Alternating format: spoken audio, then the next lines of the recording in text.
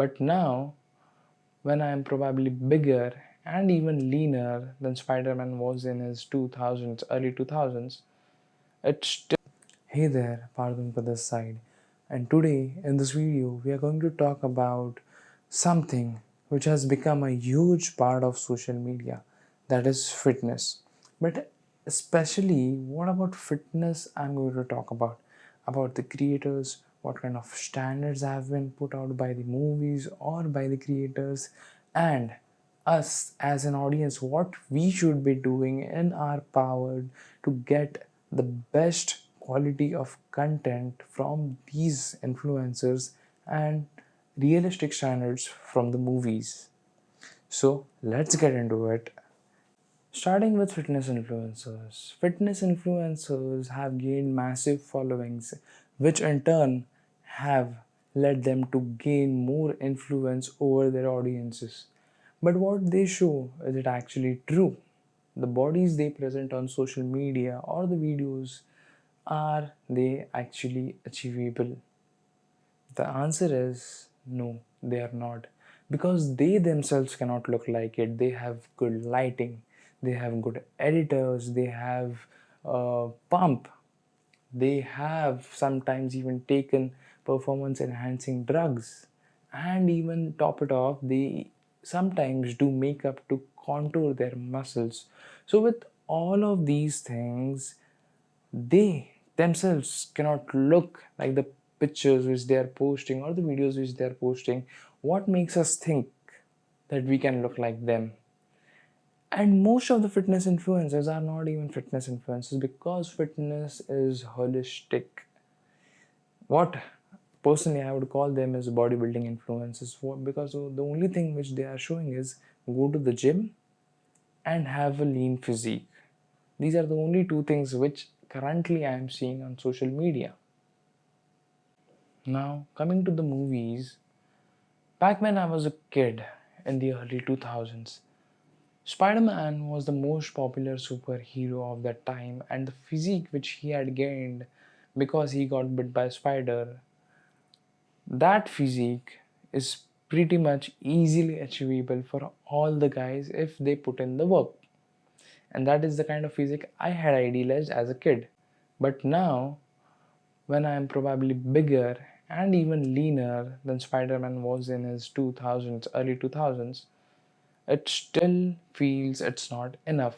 Why is that the case?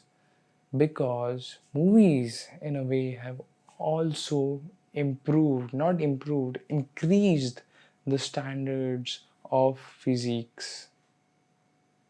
The weight class has increased, the height class has increased, and in fact, the more lean you are, the better it is portrayed by the movies. Because just see Ben Affleck, he's above 6'2", 6'3", 200 plus pounds, means he's more than 95 kg in that movie.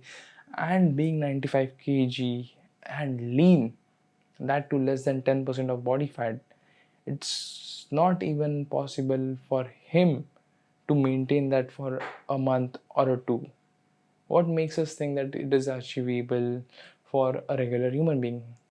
So for superheroes, we can give it a pass, but even in normal movies, the actor is a very built guy. In today's day and age, an actor without a good physique is not an actor.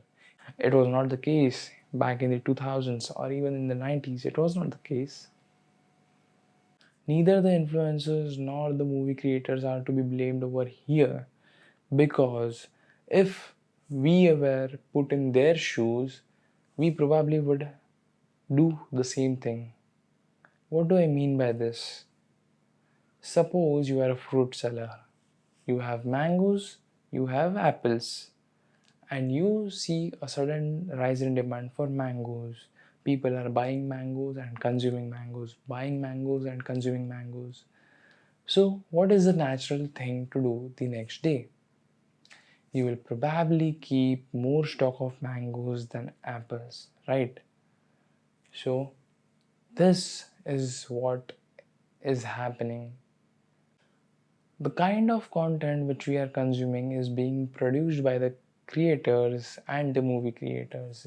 So, if we demand for something which we would like, they are going to create the similar kind of things. In fact, I will tell you one example. For my personal fitness information which I require, there is this only channel which I follow, Greg Doucette. He has very good information on fitness. You should check him out. But when you go to his channel, you will see the popular tab,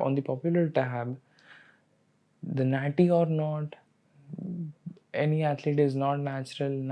These are the kind of videos which are most trending, which have the most amount of views on his channel.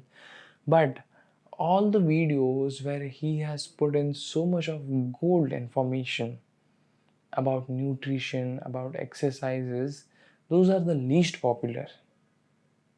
So we are not consuming that kind of content. That is why it shows to the creators that people are not interested in this kind of content. So they will obviously make things which are going to be viral, right? So it is up to us to go and consume good content. So with this, the conclusion of this video is to not set unrealistic expectations from yourself by seeing someone on Instagram or YouTube or in movies. You have to set standard for yourself about fitness. You have to get better than what you were before. If you have ran 1 kilometer today, do 1.5 kilometers the next day, do 2 kilometers the very next day. Compete with yourself in this journey of fitness, because most of us are not born with elite genetics. So that is the reason you should not compare yourself to others. It will only give you false hope of achieving something, and you probably will not even reach there. And on top of it will make you hate yourself because you couldn't do it. Even when you are putting in the work, even when you had all the things, all the diets in proper conditions, you were not able to do it because it was not naturally possible for your body to do it. You should accept that fact and get in the best shape of what your body is naturally capable of. So with this, I'm ending this video, and goodbye and take care.